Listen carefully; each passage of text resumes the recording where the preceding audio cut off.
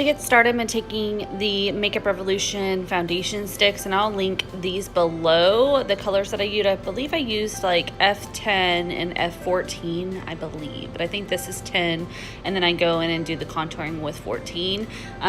I'm still on the fence about how I feel about these sticks at the moment. They really enlarged my pores, and I'm not really sure why. I may need to try a different primer. I'm not sure, so I'm going to keep testing these out. Now I'm going to go in with the Makeup Revolution concealer. This is just like the Tarte Shape Tape. This one's in C4, and I'm just going to highlight where I normally will highlight. I've had to go down a few. I have C1, but it is just like, with me, a little bit of tan, and that concealer, it looks like I am a crazy person, so I had to go down to C4. Now I'm going to take the darker shade of the foundation sticks, and I'm going to use this contour. Now I really like the way this looked after I contoured with it. It really is a nice, perfect shade. It's not too warm, it's not too cool. It's just a nice shade. So I really was impressed with this as a contour, but maybe not as much as a foundation. So contouring, yes.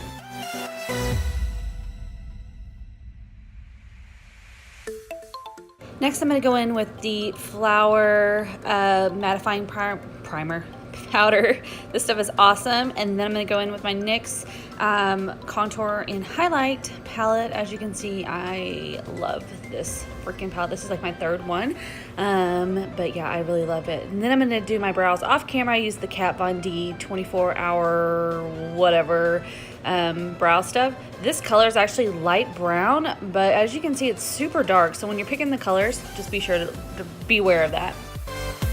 Now I'm going in with raw sienna in the Modern Renaissance palette, and I'm just going to take that on a NYX blending brush, and I'm just going to put that in my outer corner and blend it up into my crease. As you can see, my brush is turned upwards so that it blends nicely up in the crease and it's not too harsh. So that's what I'm doing here. I like to layer this, so I take another layer and go right on top of it and do the exact same motions. Then I'm going to take this color right here, and I'm just going to put that right on top of that. Basically, the first shade, the raw sienna, was a transition shade. This is the real shade that we were going for, but this just makes the blending process so much easier if you put down that transition shade. So I'm just going to take it and just blend it right on top.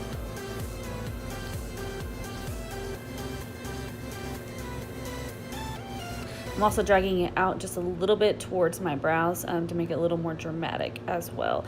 Now I'm going to take the ColourPop Golden State of Mind palette, and I'm going to take this gorgeous shade right here. Now I cannot figure out how to pick these up with a brush, so I always use my fingers. ColourPop shadows really always work better when you use your fingers. I'm not really sure why, but I love ColourPop shadows. They're so pigmented and so rich, but they are just a pain in the butt to get like on a brush, so I always use my finger. Now I'm going to take the Morphe 3502 palette, and I'm going to take just the black shade, and I'm just going to pack this in my outer corner. I do the packing motion first, and then I just kind of blend it out. That way you have less fallout, and I feel like it just looks more pigmented and dramatic this way. So just pack it on first. Now I'm going to take Love Letter by the Anastasia Beverly Hills Modern Renaissance palette, and I'm going right at the very top of my crease just to make that pop, that pink, and then I'm doing my lower lash line as well.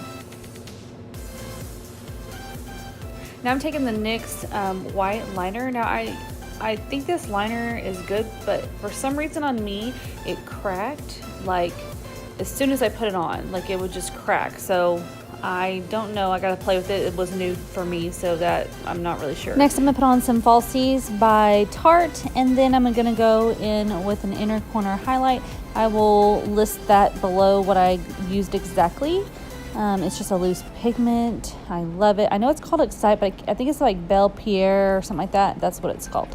Then I'm going to go in with my Anastasia Beverly Hills contour palette, and I'm just going to take those two shades I pointed at, and I'm just going to start carving out the hollows of my cheeks just to give my face a little more definition and slim that sucker down. I'm also going to take it on my forehead as per usual, just my normal contouring routine. Then I'm going to go in with the Makeup Revolution liquid highlighter in Starlight, and I'm just going to put this on with my fingers. This highlighter is freaking beautiful. Like, it's so pretty. As you can see, it's really, really, really pretty. Next, I'm going to go back in with my NYX contour and highlight palette, taking that shimmer shade, and I'm just going to draw a line down the bridge of my nose just to define it, make it look a little slimmer. Then I'm going to go in with some blush by Makeup Revolution.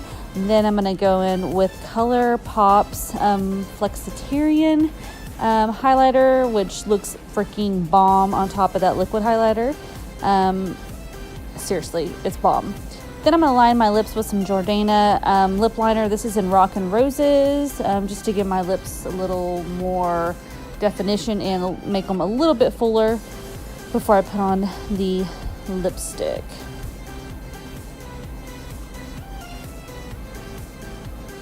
Now I'm going to go in with the Lottie lipstick, and I forgot the name of it, so I'll actually put that below as well, just so you guys have it. This is the Stay All Day, I believe. So that is the lipstick I used. And thank you guys so much for watching. I'll see you guys next time.